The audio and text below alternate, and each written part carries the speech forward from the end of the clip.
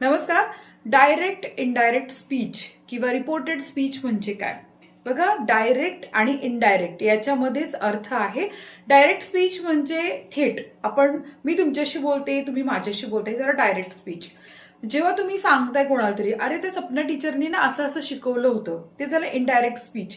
की कोणीतरी बोललंय त्याच्याविषयी तुम्ही तिसऱ्या माणसाला सांगताय किंवा तिसरा माणूस चौथ्याला सांगतोय, हे झालं इनडायरेक्ट स्पीच.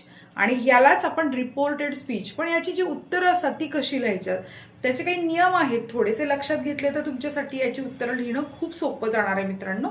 आता बघा, इथे सगळ्यात पहिलं रिपोर्टेड स्पीच. यामध्ये we use reported speech to report to tell someone what another person said. म्हणजे आपण इथे सांगत असतो की तो दुसरा माणूस काय बोलला, त्याने मला ना, आपण असं म्हटलं, ए उद्या पार्टीला आहे बरं का माझ्या घरी, आणि तुम्ही कसं म्हणणार, सपना टीचरने मला पार्टीला बोलवलंय घरी. हे झालं रिपोर्टेड स्पीच. कोणाला तरी सांगितलं, रिपोर्ट केलाय. So when we report things we usually change the tense by moving it one step back. म्हणजे आपण जेव्हा रिपोर्ट करतो त्यावेळी सगळ्यात महत्वाचा बदल होतो टेन्समध्ये, म्हणजे काळामध्ये बदल होतो. मी म्हटलं, ए चल ना आज माझ्या घरी ये ना पार्टीला, आणि टीचरनी मला सांगितलं की त्यांच्या घरी ये पार्टीला, तर काळ बदलला. वर्तमान काळाचा इमिजिएट काय झाला, भूतकाळ झाला. तर हे जे काळातले बदल आहेत ते आता आपण इथे समजून घेणार आहे. आता उदाहरण बघा, डायरेक्ट स्पीच मध्ये Sandra, I have a new computer. Sandra म्हणते की माझ्याकडे न्यू कम्प्युटर आहे. इथे इंडायरेक्ट स्पीच मध्ये कसं होणार, Sandra say that she had a new computer. I have, बघा कुठे कुठे बदल झाला. सँड्राच्या पुढे सेड आलं, ती म्हणाली आलं. दॅट, आता सेड आणि दॅट हे नवीन शब्द आले. आता आय जाऊन इथे शी आलं, कारण सँड्रा ही फिमेल आहे, बाई आहे, त्यामुळे इथे शी हे प्रोनाउन वापरले.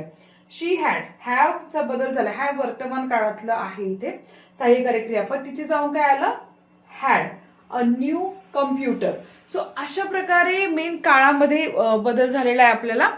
आता इथे आपण बघतोय की पुढे what happen when we change from direct into indirect. आता काळात नेमका काय बदल होतो. जर काळामध्ये प्रेझेंट सिंपल म्हणजे सिंपल प्रेझेंट टेन्स असेल तर इनडायरेक्ट मध्ये सिंपल पास्ट होतो. जर मुख्य डायरेक्ट स्पीच मध्ये प्रेझेंट कंटिन्युअस असेल म्हणजे अपूर्ण वर्तमान काळाचा होतो पास्ट कंटिन्युअस, अपूर्ण भूतकाळ. प्रेझेंट परफेक्ट म्हणजे पूर्ण वर्तमान काळाचा होतो पास्ट परफेक्ट, पूर्ण भूतकाळ. आणि पास्ट सिंपल म्हणजे जर वाक्यच मुळात सिंपल पास्ट मध्ये साध्या भूतकाळात असेल तर त्याचा होतो पास्ट परफेक्ट. पूर्ण भूतकाळात आपण इनडायरेक्ट स्पीच करायचंय. आता इथे बघतोय आपण पास्ट कंटिन्युअस असेल तर पास्ट परफेक्ट कंटिन्युअस करायचंय. पास्ट परफेक्ट असेल तर पास्ट परफेक्टच राहणार आहे. फ्युचर मध्ये जर वाक्यामध्ये विल शाल असेल तर ते फ्युचर टेन्स वाक्य असं असेल तर वुड वापरायचे. आणि मॉडेल्स म्हणजे कॅन, मे, मस्ट या प्रकारचे मॉडेल ऑक्झिलरी वर्ब्स असतात, त्यांचं काय रूपांतर होणार, कुड, माइट, हॅड टू.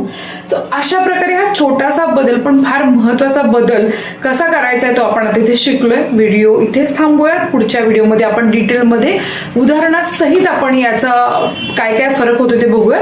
व्हिडिओ आवडला असेल तर लाईक करा, चॅनलला सबस्क्राईब करा. धन्यवाद.